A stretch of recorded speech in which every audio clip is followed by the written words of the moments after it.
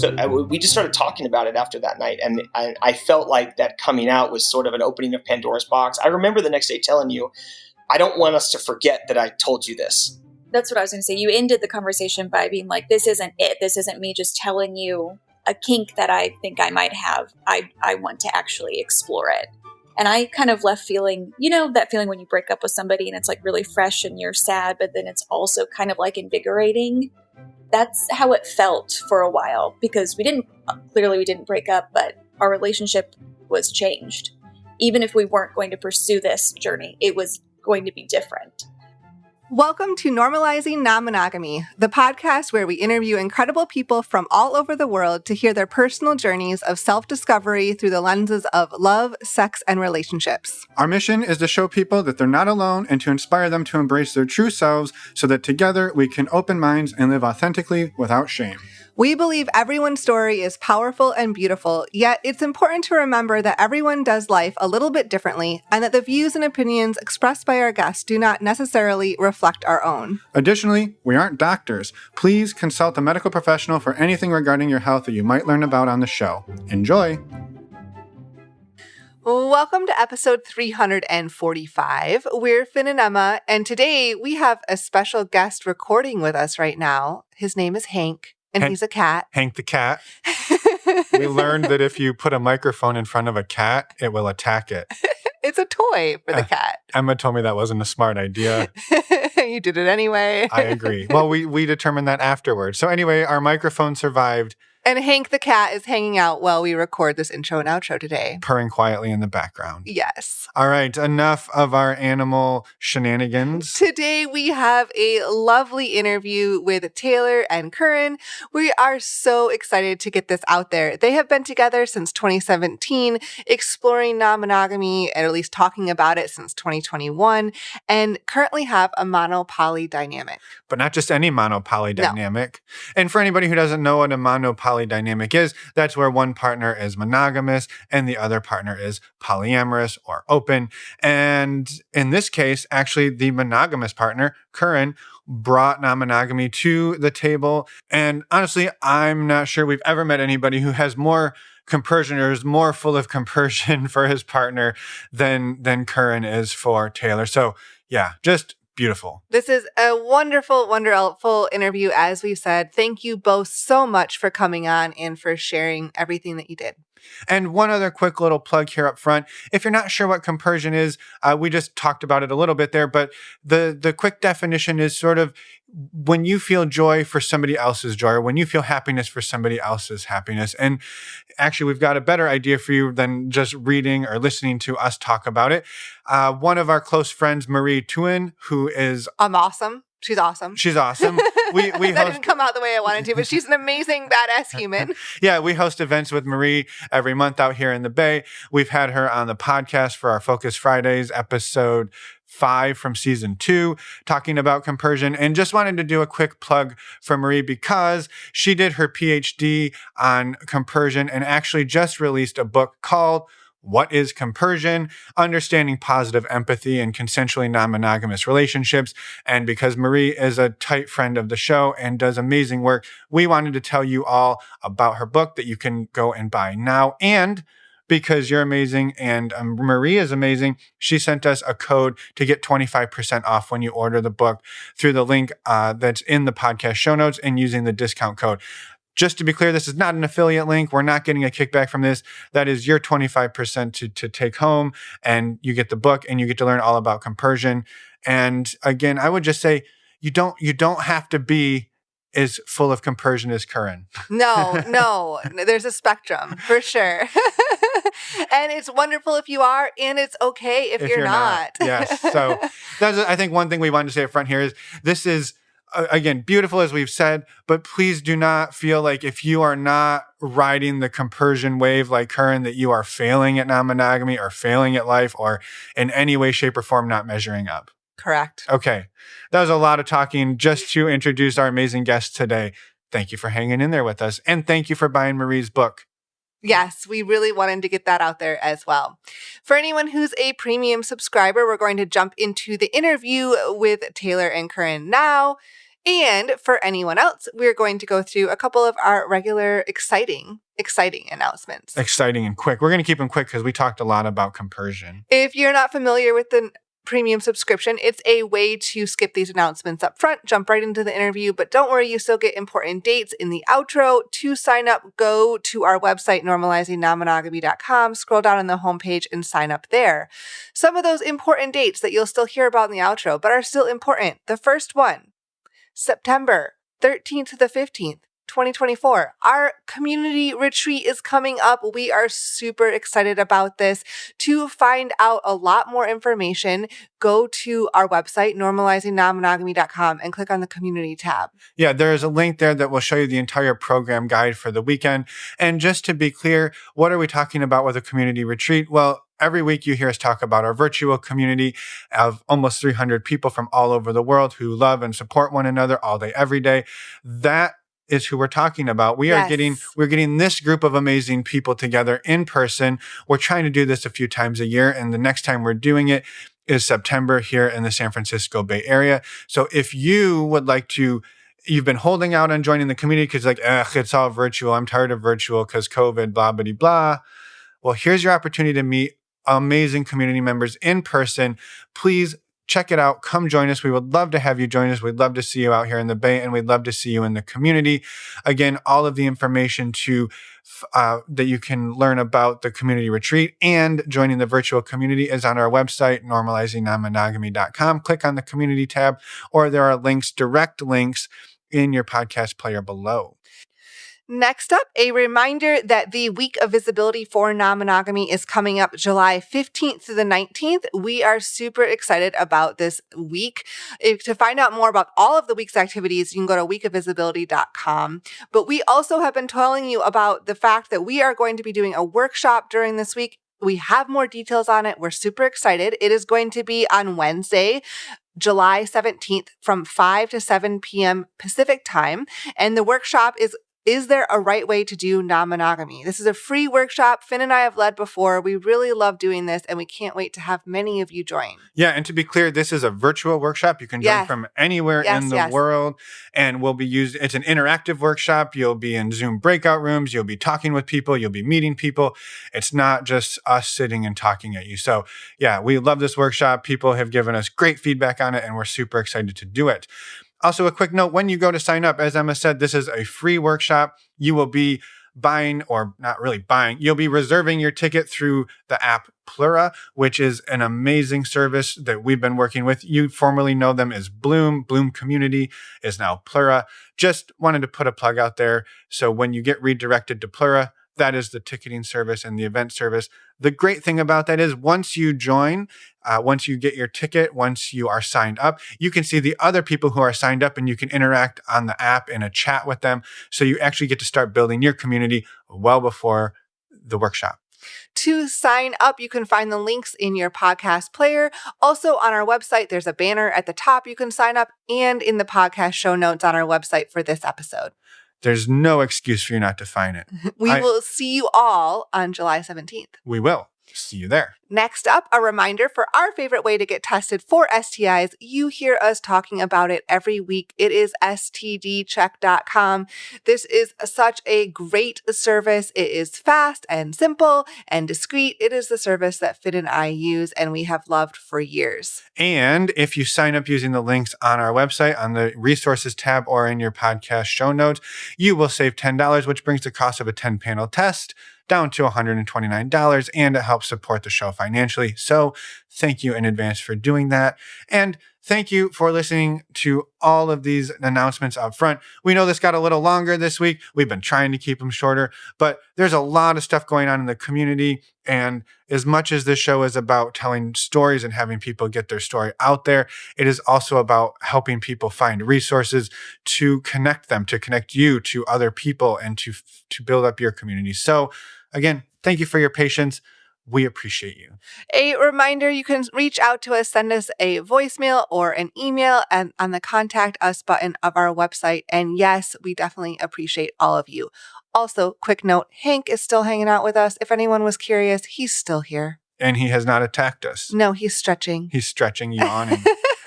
All right. We Purring. will see all of you on the other side of this amazing conversation with Taylor and Kuran. Let's go. Here we go. Welcome to the podcast, Taylor and Kuran. We're super excited to talk to you tonight, and infant child that we may not hear, but we may. We'll see. But we're super excited to have you two here. Thank you for joining us. Welcome.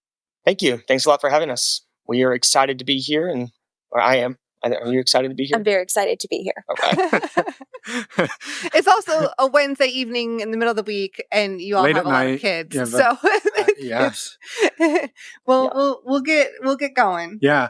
Maybe let's start with just having you two introduce yourself for anybody who doesn't know who you are and who doesn't come to our virtual meet and greets because they don't know what's good for them, so they haven't met you there. Tell us a little about the two of you. You want to kick it off?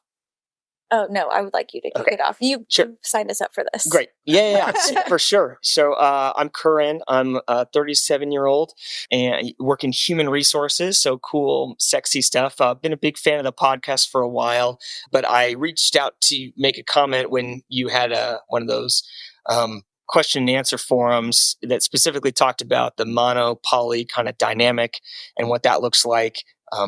And we'll delve into a little more, but we are in one of those dynamics with myself as the monogamous person in the relationship, but I'm an advocate for this lifestyle and non-monogamy. And so I wanted to kind of share that aspect of the story. Yeah, I like to say that Kuran is polysaturated at 1 because truly I think he's a little bit more into the lifestyle and the community than I am.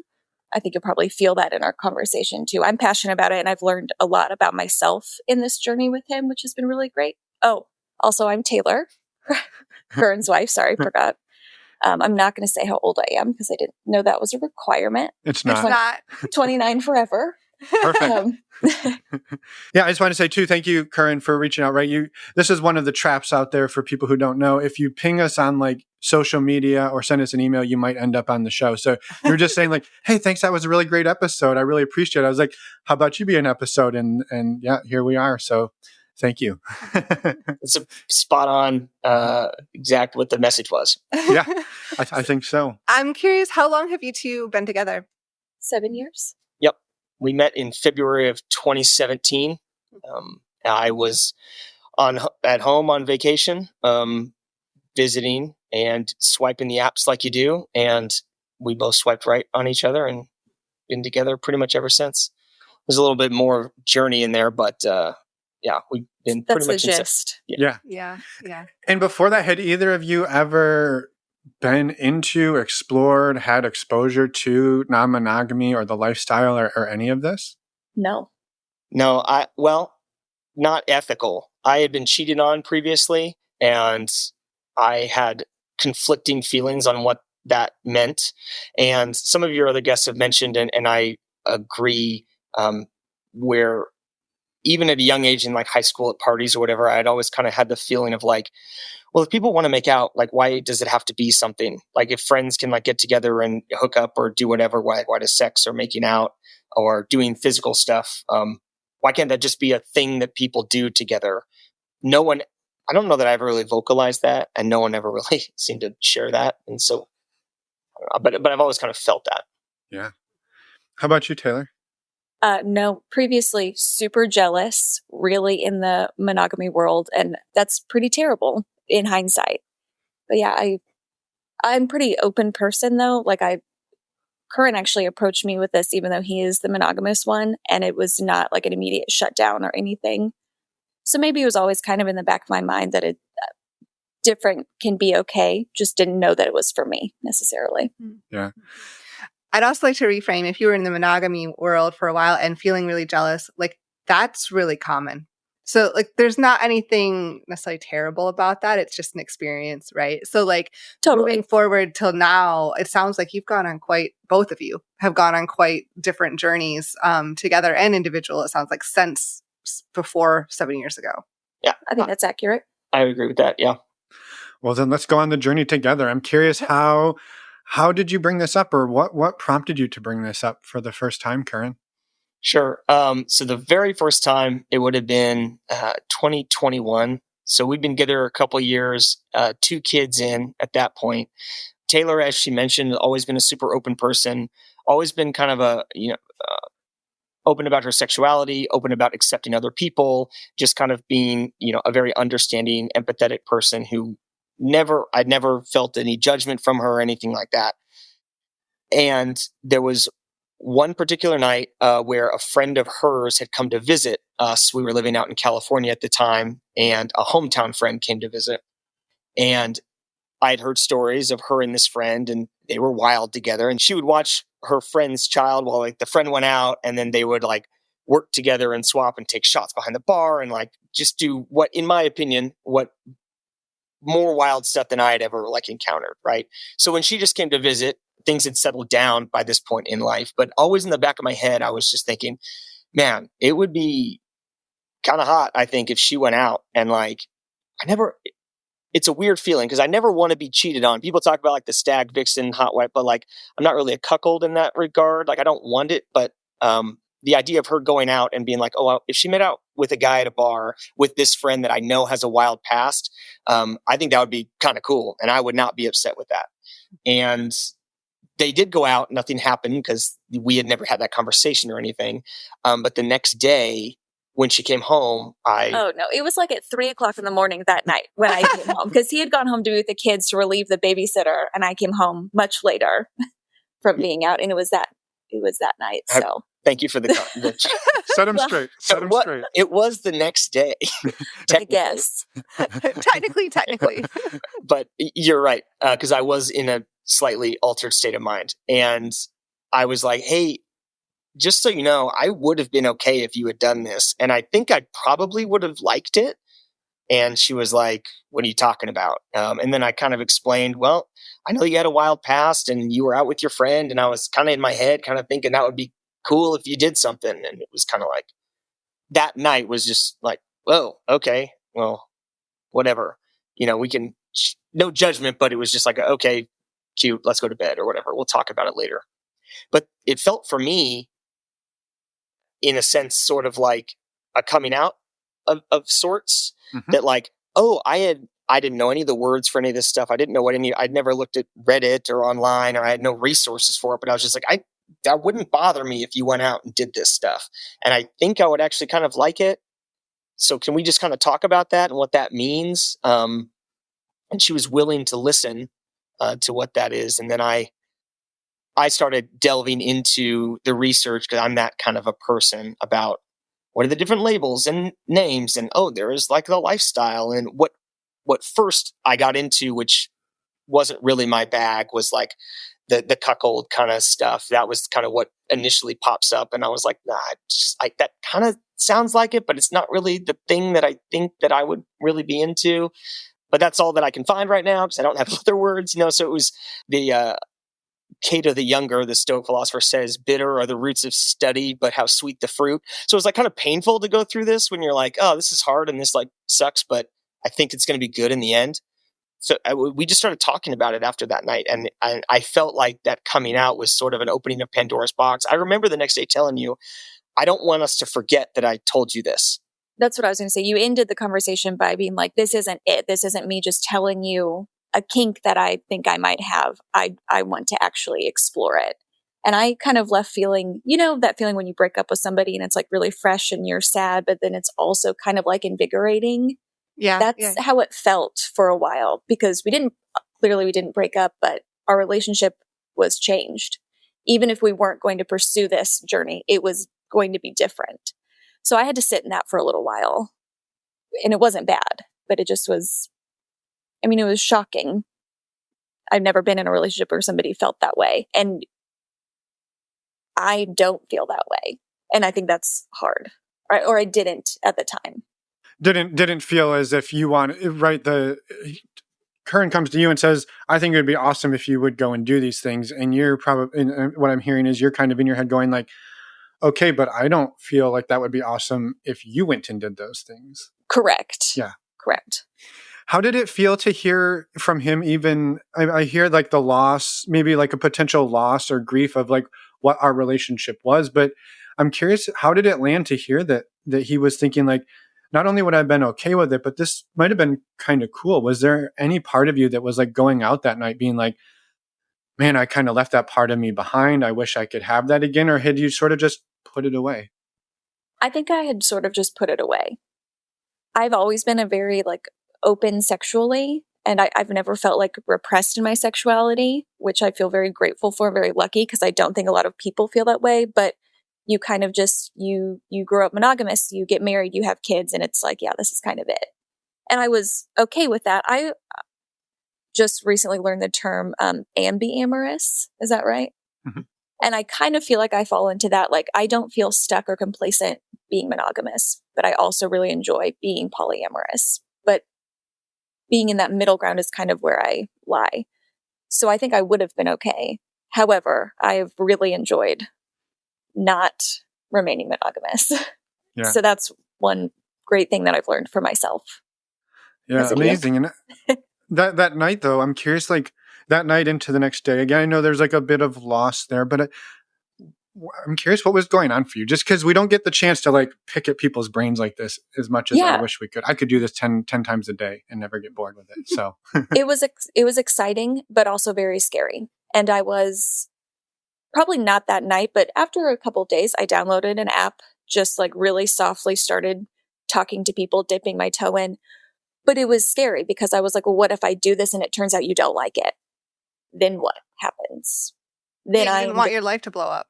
Right. I'm like, then I am this person who has done this thing to you. Even though you asked me to, I'm the one who is doing something.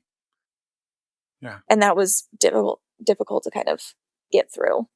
And it was a lot of trust needed. I remember that being like the biggest hurdle and the biggest conversation. It was a day or so later.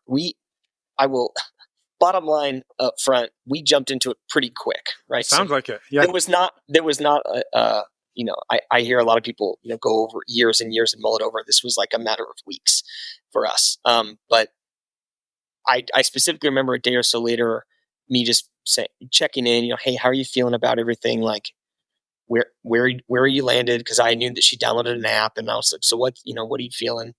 And she was like, I need you to not talk to me about it like for a little while, because I still need to sit with it, because and she was very candid and I appreciated it. She was just like, I thought my life was going to be different. I'm respecting what you had to say, but when you grow up thinking your life will look a certain way, and it clearly now is not going to look the way you thought it was going to look, that needs some time, right? Mm-hmm. And I appreciated also her honesty and that just the back and forth, because we'd always had good communication, and that just it amped it up. We talk a whole lot more about everything. Mm-hmm. I'm curious too, Taylor. If there was like this process of like, is this actually what I want right now? Questioning that as well. Oh, totally. And something that Kuran always still says, he's like, I don't want you to just be doing this for me. I want you to be doing it because you want to do it also.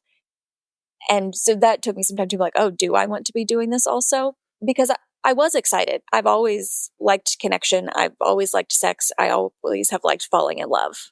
And that is something when you get married, I mean, you can fall in love in different ways, but like, it's never that fresh, new, like exciting thing. And I think that's kind of what excited me the most, which is how we also made that transition from being like a hotwifing situation to the polyamory. Because I pretty quickly was like, I need more than just a physical connection. Mm-hmm. So I think even from that very beginning, before we had all of the words and everything, I knew that it would become something different. Yeah. Yeah. And it sounds like, just to kind of clarify, it doesn't sound like there was necessarily like an ultimatum or a pressure, like, hey, this is the thing we're going to do now. Because you're kind of saying like, well, I thought my life was going to be different. And it sounds like you still had the choice to make it different if you wished, right? You didn't have to go down this path, but it sounded like a lot of, is this the path I want to go down? How do we go down it? And what is that really going to mean for us? Yeah, I think so. I mean, he never made me feel like it was an ultimatum, but having him say like, I don't want to just tell you this and then not go anywhere with it. I knew we would explore it on some level. Yeah. But yeah, figuring out what that was part of it. And so how did it go? You download the app, you're kind of still in like the talking, but like you said, it kind of kicked off pretty quick. Yeah, it did. I matched with a guy who was in a similar situation where his partner was mono and he was poly. So that was kind of my first experience, which was great because I knew nothing and he knew a lot of things.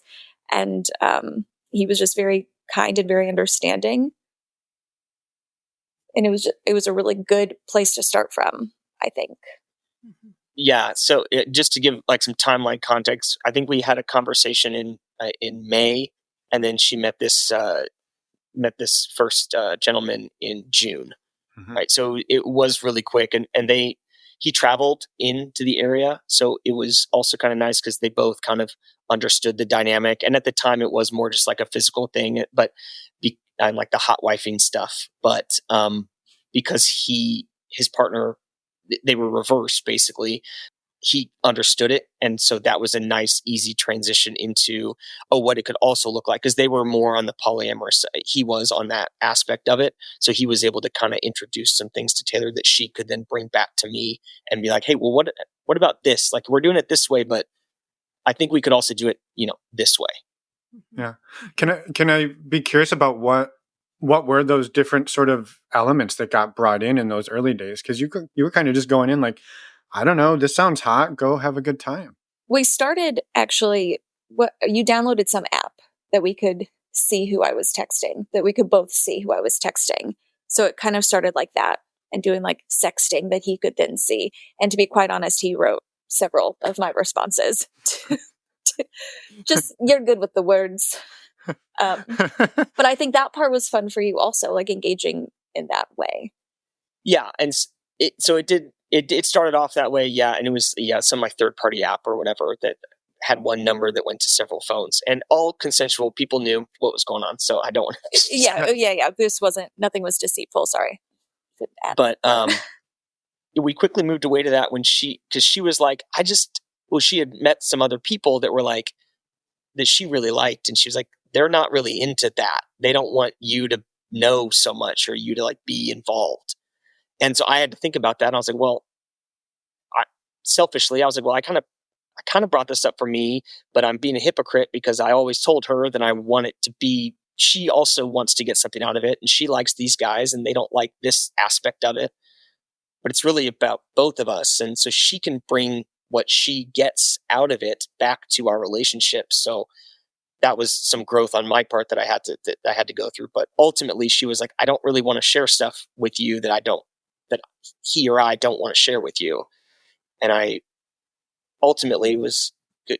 Okay, great. Because her happiness and I learned the word compersion and all that ends up coming out there. I'm like, oh, seeing you happy is really at the end of it. And the sex is cool, but it's the compersion I get of seeing her be happy, and the joy that she experiences with other people.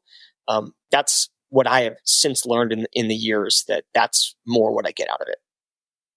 That's amazing. I think it's also just a huge shift, right? To go from it kind of feels to me like a moment of being in the bed at 3 a.m. where you first come to her saying like, hey, this is a thing I'd like to kind of do. And she's going, well, okay, my world's not going to be the same. And now it's kind of going the other direction. Like, okay, we started there, but there's a new sort of paradigm shift that then you get to chew on. I just kind of find that really interesting. Like you're both open each other's eyes and worlds up in new ways, like kind of pushing each other along the route. I've never thought of it that way, but that seems accurate. So thanks for pointing that. I'm here for you. I'm here all night. Appreciate it, man. Thanks, man. I was going to say, I think the growth that we've both experienced from each other in this has just been incredible and has made our relationship so much stronger. Not that it was weak before, but you can always get stronger. Mm-hmm, mm-hmm. Yeah, that's beautiful. That's beautiful. Would you mind digging into that a little bit? Like what are some of the ways, we'll complete the story. We don't have to worry, but I'm just curious, what are some of the ways that you two have seen each other kind of grow through this or felt yourselves grow through this? Something that was huge for me is that and I think a lot of women could probably agree with this who grow up monogamous, is that I always felt like I was in such competition with other women, and that could not be further from the truth. So that is one way that I've like personally grown. And I don't think I ever would have gotten there if I hadn't gone on this journey with you. And that's been huge for me in all relationships, not just sexual, but like my friendships as well. And then I think that has helped us too. I mean, just you start to understand people so much differently on different levels when these little, like, how do I say it? When you learn something about yourself and then your partner is able to learn that about you with you, it just creates such a different space. That makes sense. Yeah. It makes sense to me. Yeah. Also, just with respect to her growth and what I think is so great about our dynamic and what we do is the way it has evolved and changed, kind of as I talked about earlier, is just seeing her happiness and her joy. Again, a lot of women, especially mothers in particular, get swept into this identity of they're a mother, right? And then that's all they are. They have friends that are the nannies at the park, right? Or they get caught up in child rearing, and we have 4 kids. I don't know if that's been brought up yet, but 4 children is not a joke. Like it's a lot of children. It's a lot of children, right? For especially if they're all under 6 years old. So it's busy. It's a busy household, and the joy that it gives me, I feel so proud of myself that I can provide her the space to watch the kids and to be a dad. It's not babysitting or whatever. I'm a co-equal parent in this, but having her go out and meet new people and meet connections and be her own woman and be an adult living in society and going away for a weekend with a lover and not having to think about what's going on here and knowing that everything's taken care of and that it has allowed me to step up in a way that I think I was capable of, but that I'm excited to do.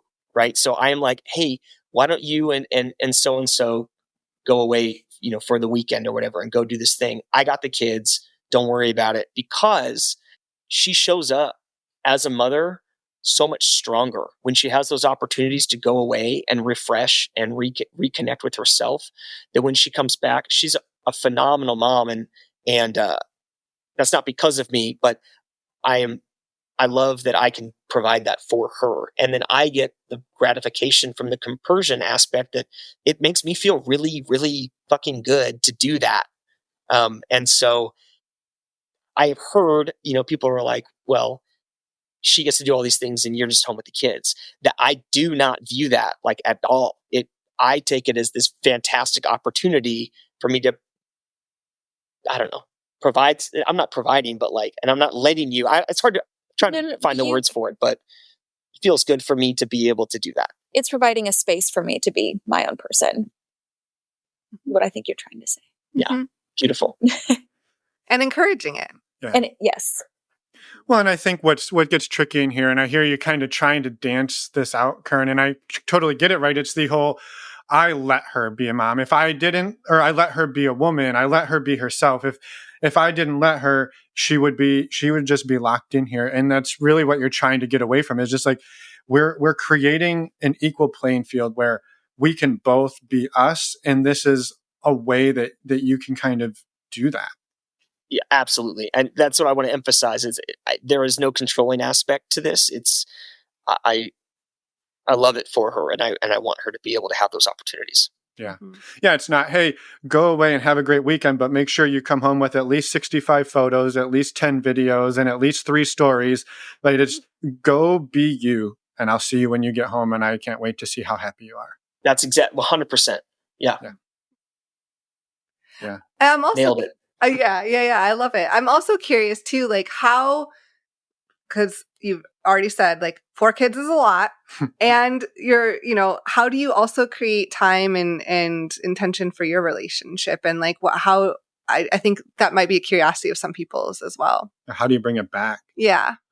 I honestly think in terms of our sex life, it's way better when I am dating, because I think there is more intentionality coming back to reconnect after I'm away with somebody else. Because when it's just us and the kids at home, it's like, oh, we're so tired.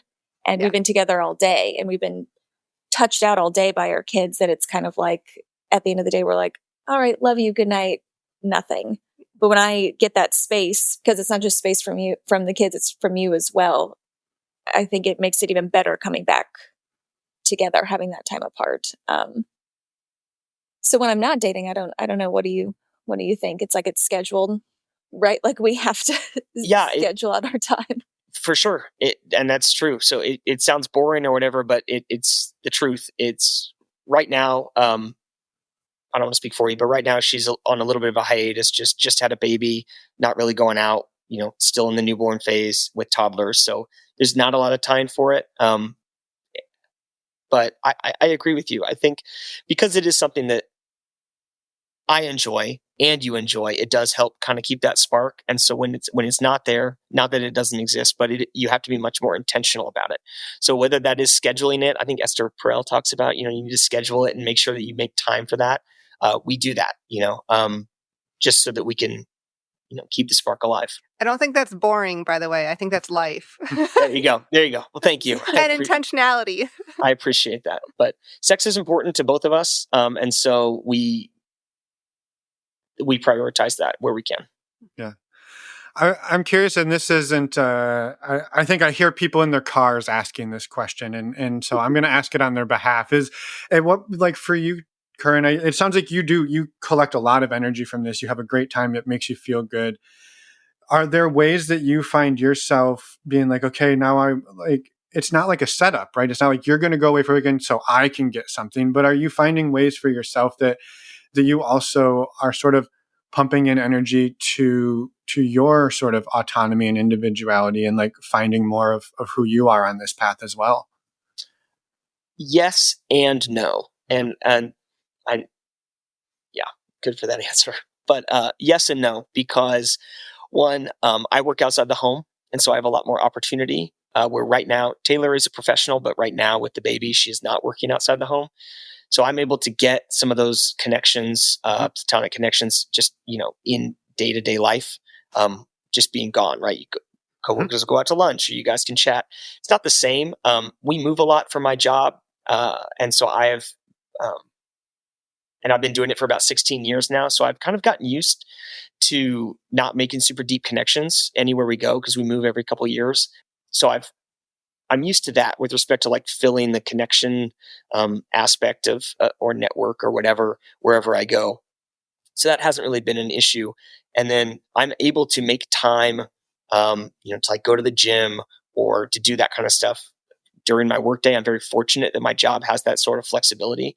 So a lot of the stuff that I need, I can take care of kind of during the day when I have that availability. And it sounds whatever, but I get tons of joy playing with my kids and doing those kind of things. So like where do I get filled up? I truly get filled up like at home and doing those things. Being a dad is like my favorite thing on the planet. So you also have an hour commute each day where you spend a lot of your time listening to podcasts and audiobooks, specifically about the lifestyle, which I think you've really immersed yourself into. And I know he always says that he wants to be more in the community, but you kind of feel like an outsider since you are the one that participates, right? So I think you are searching for that a little bit within this space, but you do a lot of the work as far as learning the terms and listening to the podcast and reading. And that's brought a lot to this relationship as well. But you make a lot of space for that. Thank you. Yeah, that is true, I guess. I have felt, so I know you all have a community. There's other lifestyle and non-monogamy communities that exist in the virtual world. One thing I have struggled with is I have, park parents and friends that you can chat to, but there's only so much when, they'll be like, oh, where's Taylor? And I'm like, oh, she went out of town for the weekend. Right. And then you see him every day and they're like, oh, is Taylor still gone? I'm like, yeah, where'd she go? Oh, she went here for the weekend. But here, I just don't like lying. I like to live authentically. And one of my ethos is to foster an environment where others can live authentically as well. So one thing like I tried to do on a meetup was say, like on a lifestyle meetup for our local area, I was like, are there any polyamorous parents that want to get together just for like a play date? Right. And there was a resounding no, actually. They were like, no, we don't really want to do that. But, I don't think there'd be a lot of interest. So thanks. And then I reached out to Open for their week of visibility. And I was like, hey, I think it would be cool if one of the days was like families and parents to be able to talk about that, so that our kids can kind of be friends with other kids whose parents are in maybe a similar dynamic, or something. And then it's kind of felt weird because the question that I fear of getting, kind of like what you asked, Finn, which I think people are going to wonder, is like, when is the other shoe going to drop, or when are you going to want to get involved, or when is, and I have no desire for that, but doing the research and reading the books and doing the podcasts and all those kind of things, I've been like, oh, this is truly where my brain's at. I just have no desire, none, sexually, to explore connections outside of my marriage. And she jokingly says that I'm polysaturated at one, because I just want the one relationship with her, but I feel more aligned, I guess, emotionally, spiritually, with the polyamorous, non-monogamous lifestyle, swinging, all the communities, like, but hey, I'm this monogamous guy who like kind of wants to be in the party. And so it kind of feels awkward, if that makes sense, to try and like insert myself in something that I feel like I'm kind of a fraud. That's a dance that I still haven't quite figured out the steps to. I'm going to chime in with my own opinions about it. So my opinion is, it's actually, to me, it's one of the coolest dynamics I've seen in quite a while. And I think what's really fucking cool about it is, this is not like, Taylor, you're not excited. Like, clearly you're enjoying yourself, you're having a great time, but to see a monopoly dynamic where the monogamous person is truly just all in on it, right? You're the one who found it. You're the one who brought it up. You're the one who researches it. And sure, initially, was it some hotwifing? I was into that for maybe like a sexual experimental standpoint. Sure, but you didn't hang there. You didn't hang your hat on it and say, okay, well, it's either you go out and bring it back to me or you're done. This is truly about the experience and the life of this, and that you just live it, and you're getting, like, I think you're just as much in it as anybody else. Yeah. And I think that's what's just really freaking cool about it to me. And so, well, I think, you don't have to have multiple partners to feel aligned in that community. Like, there's just, many people go through different phases of life too, where they may not have any partners and they still feel really aligned in that community. And I think that that's just a testament to the mindset of it all, of, and the community aspect. And I also, like, who knows where the future will take either of you, right? Like, this is where we're at today, and likely, you could feel pretty confident, I don't think this is going to change. And that may be true. And you don't know for either one of you, right? For any of us. Yeah, definitely. And I appreciate the sentiment. Thank you. Yeah. I'm also going to do a quick plug here, because I know you haven't joined our community. You're not technically in our community, but I just want to say this to you, but also to the group of people listening. We have a lot of monogamous people in the community, many partners who are in the monopoly dynamic, and they're in there loving it and supporting each other, dove in, and it's just really great. Like, they fit in just like everybody else, and most people don't even know a difference. And that's what's really cool about it, is that everybody gets to play in the sandbox together in their own way, and nobody's going like, but what? Yeah, clearly Kuran's, he's angling for something. Give him a couple more years. He's going to try to sneak something in here. It's like, you just accept it for what it is. And I think it's because it is in some ways, it's turning everything on its head.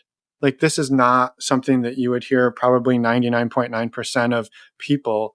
And then I'm going to say, let alone men, bringing to the table and saying, this truly makes me happy. So I think it's amazing. Thank you. Appreciate that. Yeah. Sorry to keep putting you on the spot with all the compliments, both of you. You're good. You're good. Yeah. I'm also curious, you alluded to the fact that, or you shared that right now you're kind of on a break, understandably so. But like, in general, kind of where's the dynamic that you've landed? I know sometimes you've talked about, like, Taylor, you go away for weekends and stuff, but like, what does that actually look like for you? What I would like for the future, I would like to have another partner who would live with us and be another parent and to our kids, another grown up for our kids. Ultimately, that is what I would like. Kind of in the interim, I'm just letting relationships be what they are. I was seeing someone else pretty seriously over the summer, and it ended a little badly. And then we also then we're having another baby. So it's kind of nice to take a step back and take a break and kind of reevaluate what that can look like or should look like or what we want it to look like. And I still ultimately think that I would like to have another partner that is with us. I don't know. I guess right now I don't know what that does look like. I know what it did look like, but now I'm kind of like, what does it look like with another kid? I don't know. And that's okay. You don't have to know. You don't have to know. Yeah.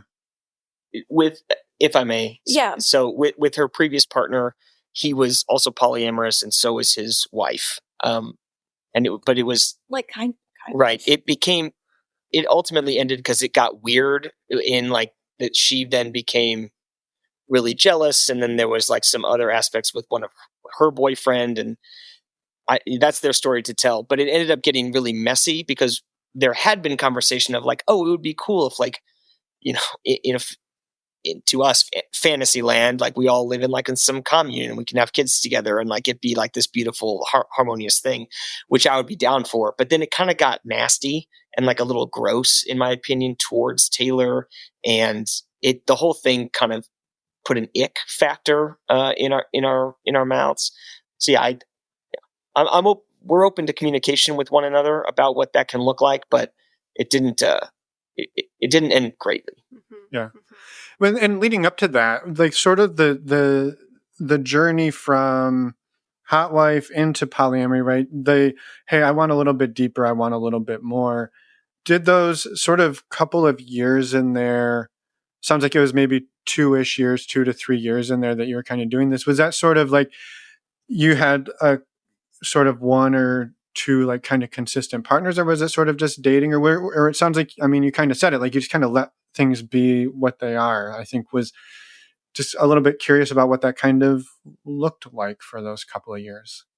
I feel like I had a lot of there was some one night stands. There was some that lasted for a few weeks, a few months. Again, with the moving, it kind of is a little bit difficult. And then we also travel back home and I would have some partners there too. So that was kind of like a monthly.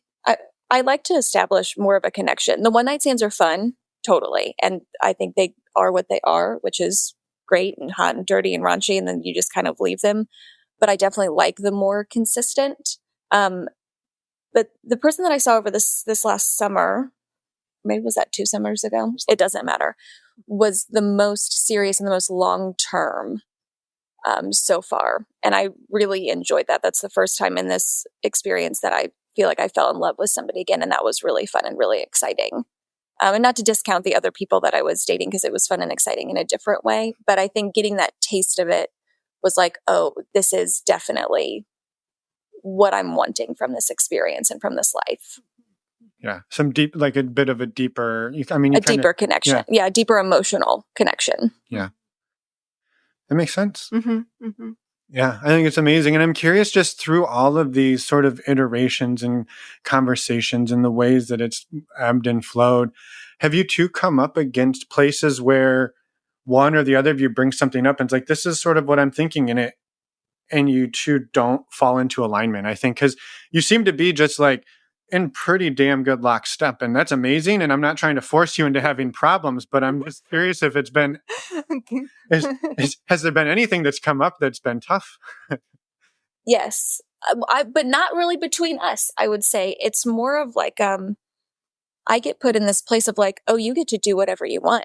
You get to date whoever you want, and you don't have to worry about your husband doing anything. Like not, you're not living by me. Not by me. Right. Other people, other partners, or just other, people who it's really none of their business. But that's something that I get often.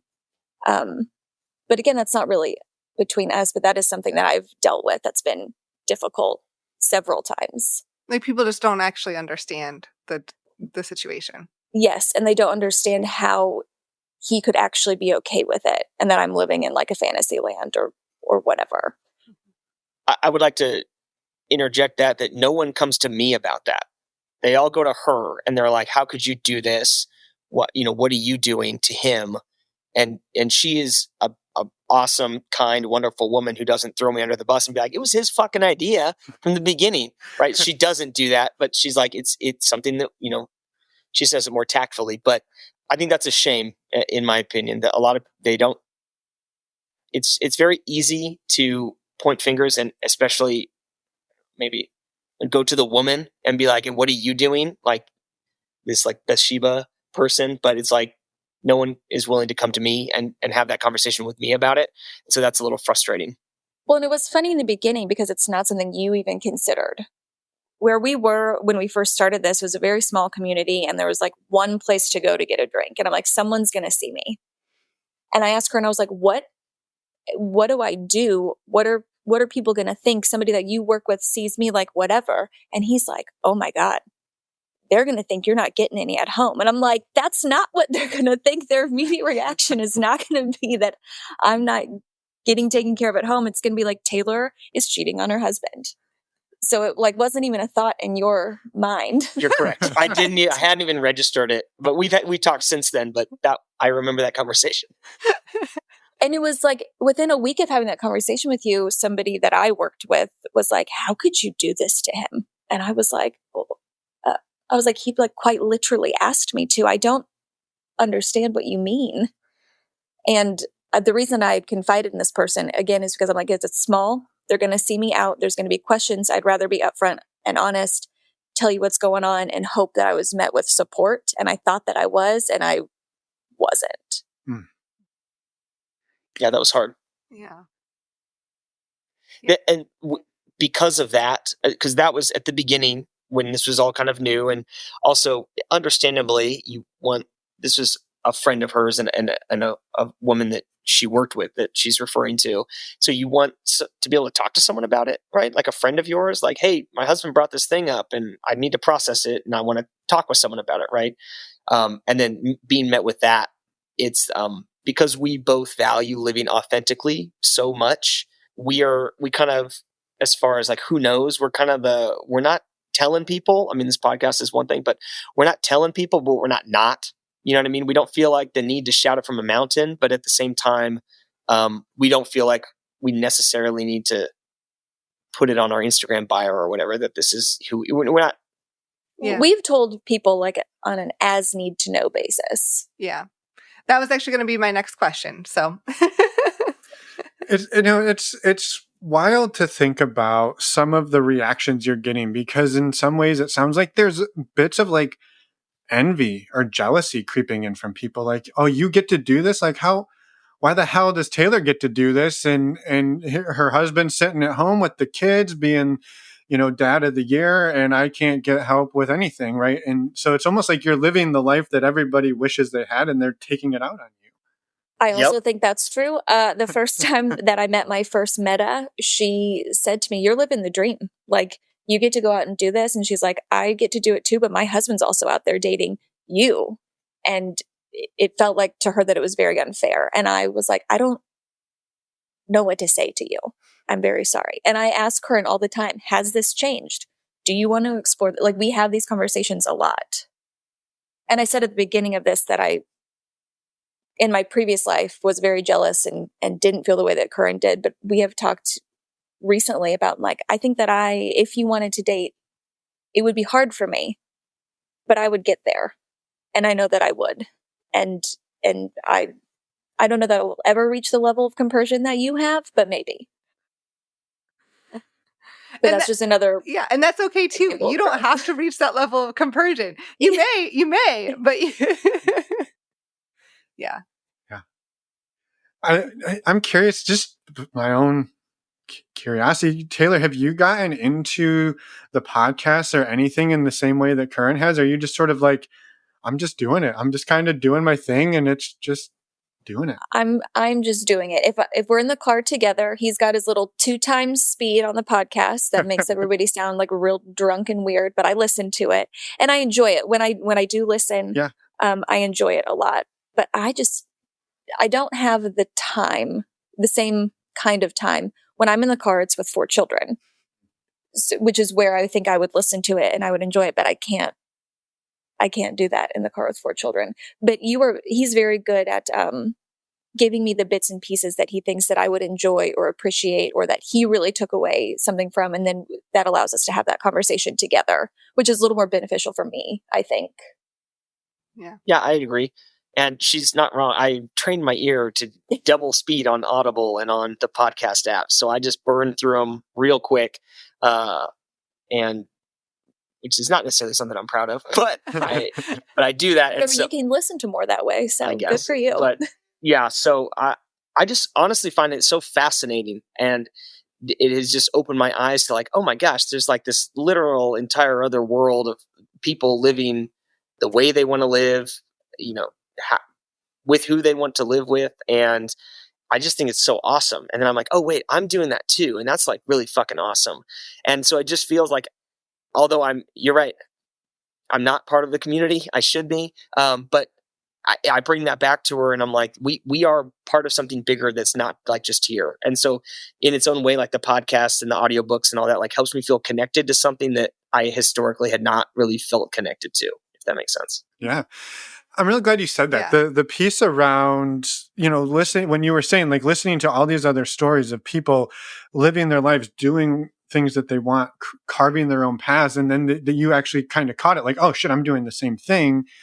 It just looks different than theirs. But like, I just think it's fascinating that you're so like almost like intellectually in it and you're even physically in it, but it just looks different. And I think it's just, it's blowing my mind. Well, I don't know if you figured that out yet. It's such a cool, it's such a cool example of doing it just in a different way that works for you. And that I know other people can relate to.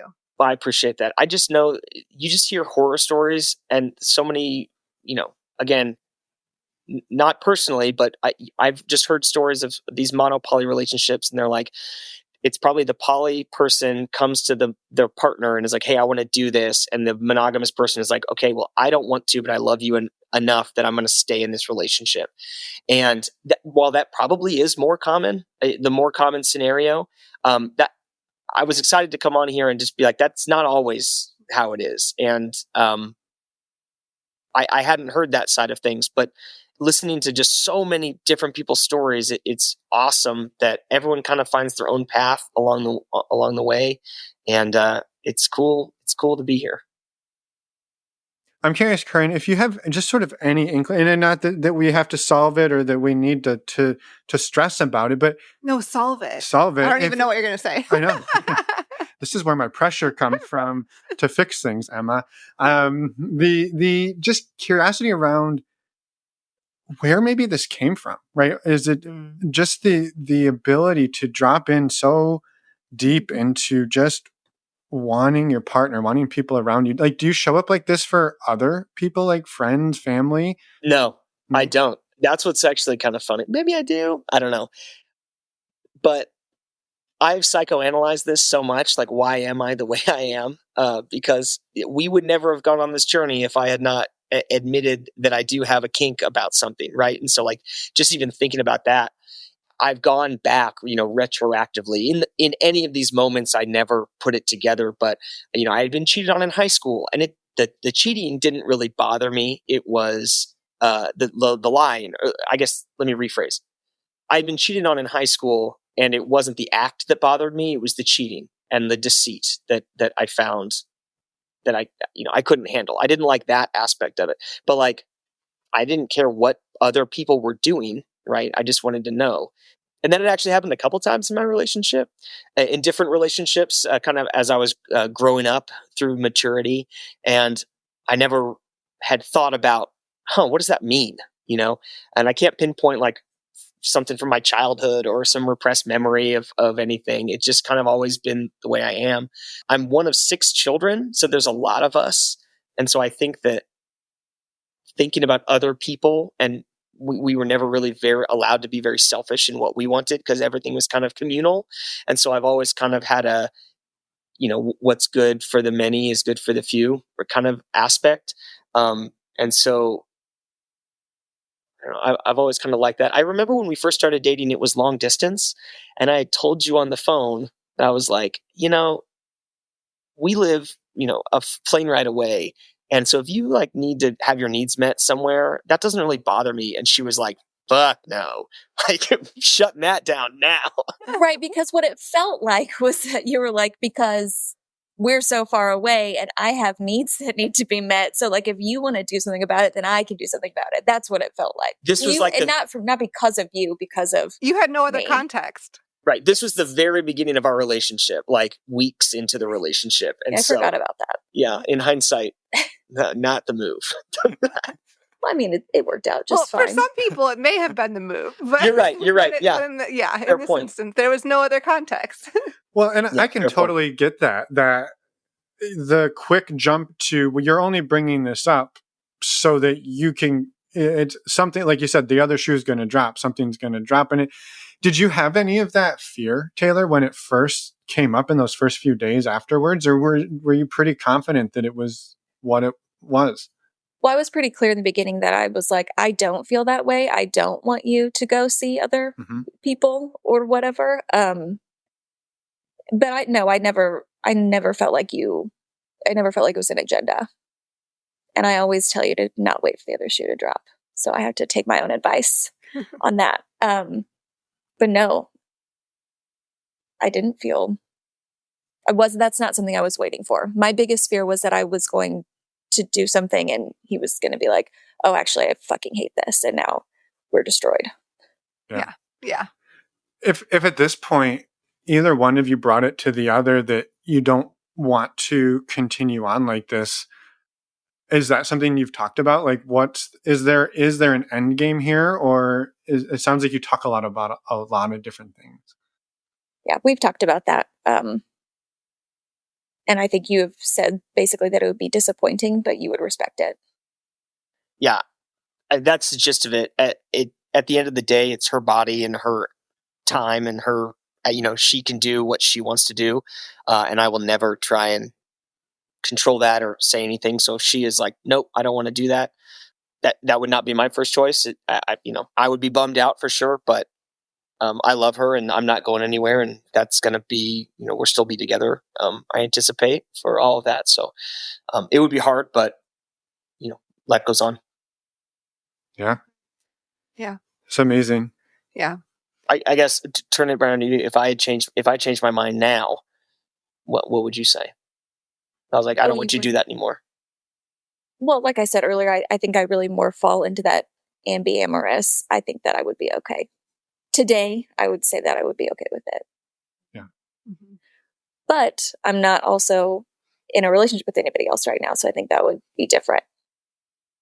Yeah. Yeah. Who knows? Yeah. If you were dating somebody else too. Mm-hmm.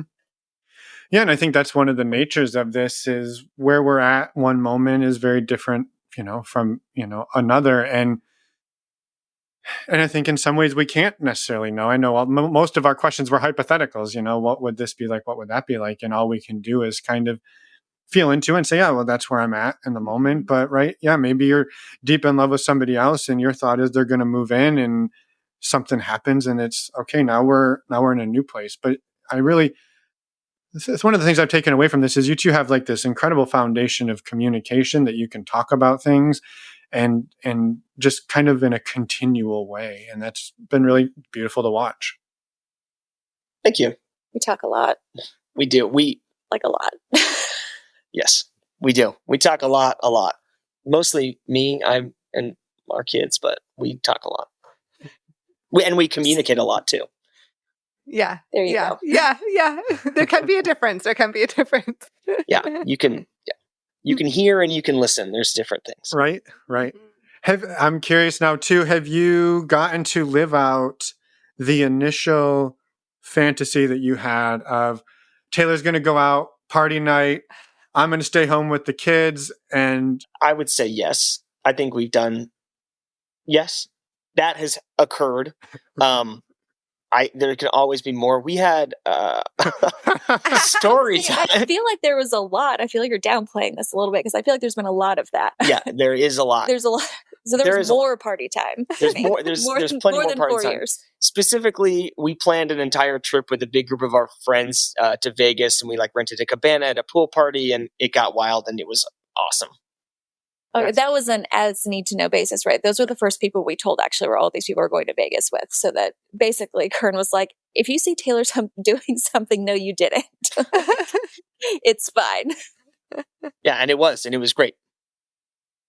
So that's all I'll say about that. Need to know basis. So mission accomplished, we'll say. Yeah. Mission accomplished. Yeah. And knowing too that you two are listeners, even at double or triple speed, I'm curious if anywhere along the way there have been any fun bloopers that you wish to share. Of course, you don't have to, but I have to imagine navigating the world in the way that you two have presents opportunities for some hilarity at times. When is our life not a blooper? I don't know, let me think for a second. Okay, you think. In addition to the talking and the communicating, there's a lot of laughing. I can't think of anything off the top of my head. Can you? Okay, I do have one. Okay, go. Yeah, so when we first started on this journey, one of the very first matches and dates she had was with this guy. And we met up at a bar. She was out with her friends, and I met up with them. And then she was like, this guy says he's available. Would it be okay if he came by? And I'm like, okay, because I don't know how any of this is supposed to work, right? So I'm like, okay. So he comes by, and he had been read in on, the situation, what was going on. So we're chatting, and I'm introducing myself to him, and he's like, I'm going to give it to your wife so hard, so good. And I'm like, okay, not quite exactly like what I'm specifically into. And it wasn't going to happen that night. But the guy had gotten drunk and then needed a ride back to his hotel that he had gotten, which we did not ask him to do. But we had car seats in the back of our car. So he ended up climbing in the back of our car, like through the passenger door and sitting on top of our car seats while we poured him out of the hotel Circle Drive. And then he asked if he could kiss you goodnight. And I think you did give him a kiss. I'm not sure that I did. This is the first time I'm hearing the first half of this story. This conversation, so. So that was funny. So it's 2 bloopers in 1. Perfect. I just want to say, having navigated this world of non-monogamy for almost 2 decades for ourselves, like there's so many of those moments where we're like, I didn't even know any of that was happening. I didn't hear that was happening in the background, or what was that? Oh, that happened. Like there's, you can communicate as much as you want, and even as much as you two do, and stuff still gets like falls through the cracks. They don't seem like important details, or you think you said them. So we've got enough of those stories. I was sitting right there, so maybe you just assumed that I heard the conversation. It was a loud bar. It was a loud bar. There we go. Perfect. Well, thank you both so much for tonight. It was wonderful just getting to know you and to have everything that you shared put out there. Is there anything else you would like to share before we let you go on with the rest of your evening and get some sleep? I'm grateful for you all and what you're doing, truly. You were one of the first podcasts I listened to that wasn't like just sexy stories, right? Or like intentionally kind of, and there's nothing wrong with that kind of, that avenue, but I wanted to get more information, and just hearing other people's, it's in your name, normalizing non-monogamy, just like normal people doing this in a normal way that's not sensationalized or they're not professionals, was really helpful for me. And so I binged it early on and took a lot away from that. And so I really appreciate you guys and the work you're doing. And the nights that you host, that's been great for us, just to be, even though online, surrounded by people who are like us and who are our age, and just, it's been very helpful. Awesome. Yeah. We've loved having you on the virtual meet and greets. They've been great. Yeah. Well, thank you both. Yeah, as Emma said, they've been great. Also, you always sign on with your amazing neon sign that lights up behind you. It says like, let's party something? It says, I want a house with a crowded table. It's a Highwaymen song. Perfect. Well, that's how I always get excited when you sign on. I'm like, oh, yeah, the neon sign's there. So, well, we look forward to seeing you two hopefully at the next one or at an upcoming one. And until then, thank you both for everything.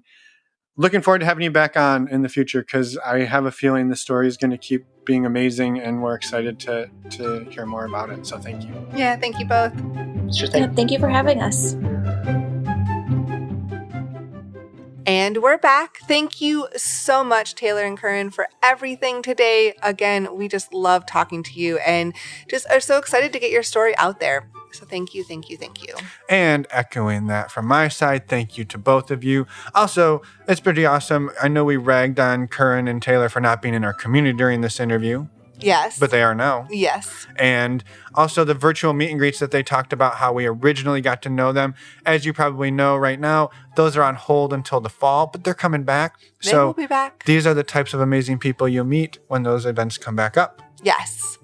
And a few couple reminders. A few reminders for you. The Week of Visibility for Non-Monogamy is coming up July 15th to the 19th. We are doing a free workshop on July 17th called Is There a Right Way to Do Non-Monogamy?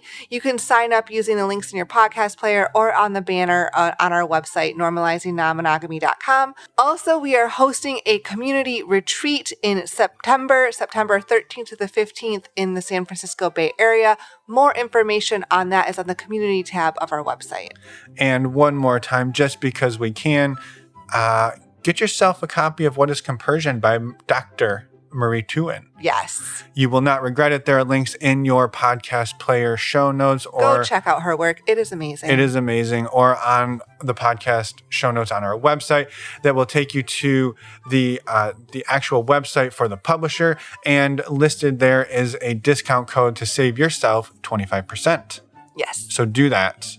You will not regret it. And next week, we have an interview with Michael. So come back and listen, as always, every Wednesday. And I think that's it. All right. Have a great weekend, everybody. Bye. We'll see you next week. Bye, everyone. Thanks for listening. You thought I wasn't going to let you do it. No.